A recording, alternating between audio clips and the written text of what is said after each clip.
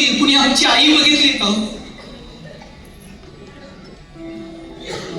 ज्ञानोबा सगळीकडे विचारत होते, कुणी आमचे बाबा बघितले का, कुणी आमची आई बघितली का?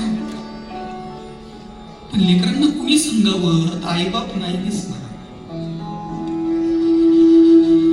पोथीतला कागद वाचला आणि ज्ञानोबांनी हात मारली, मुक्ते मागं फिर. आई आपण नाही दिसायची. आई बाबा निघून गेले ग.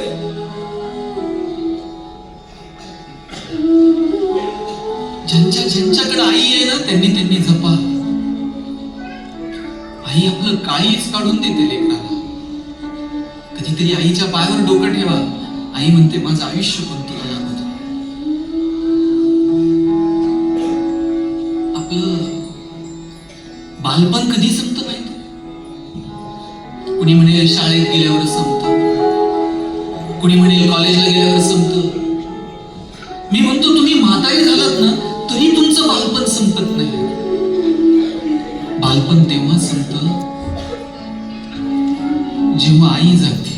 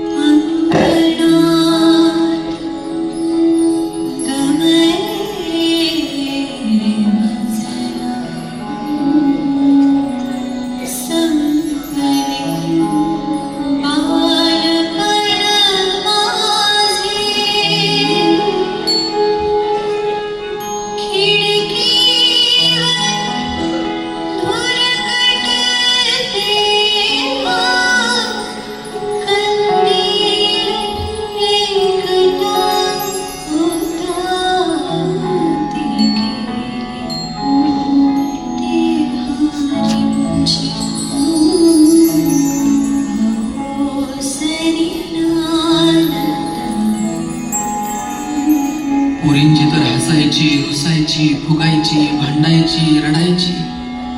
सगळी जागा जर कोणती असते तर ती त्यांची आई असते. तुम्ही माहेरी जाऊन बघा, आई पटकन उमऱ्यापाशी पळत येते. भाकरीचा तुकडा फिरवून टाकेल, पाणी वाळून टाकेल, पटकन जवळ घेईल, तिची ओठ तुमच्या गालावर लागेल. 2 दिवस जर तुम्ही माहेरी थांबलात आणि तिसऱ्या दिवशी जायला निघाला, तुमच्या आईनं तुमची पिशवी कधी रिकामी पाठवली का?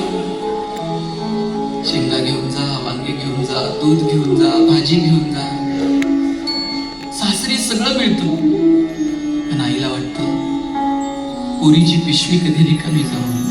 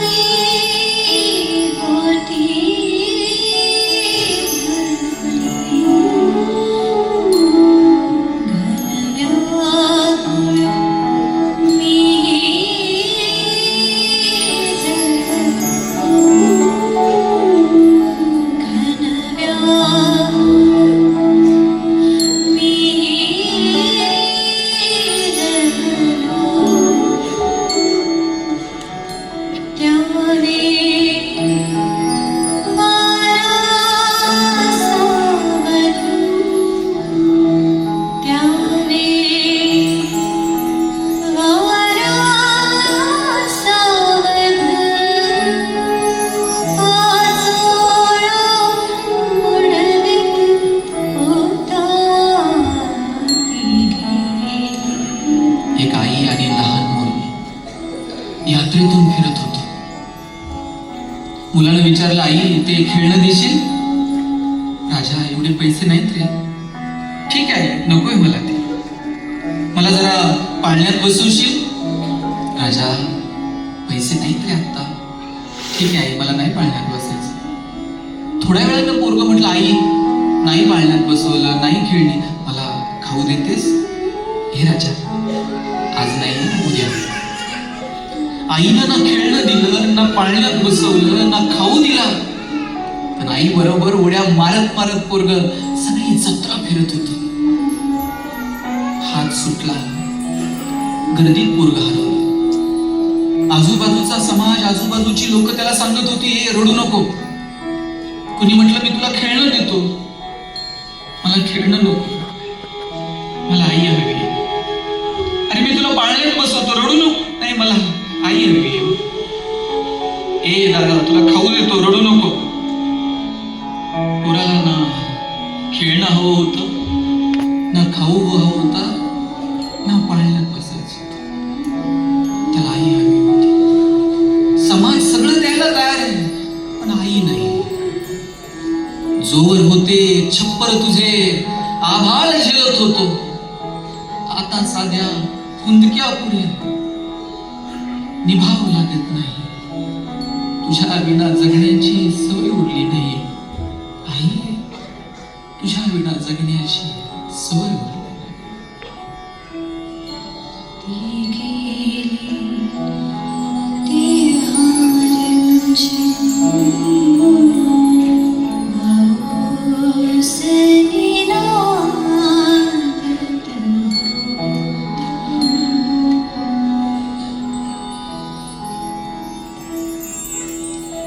आई वडील निघून गेले, पोरं पोरकी झाली.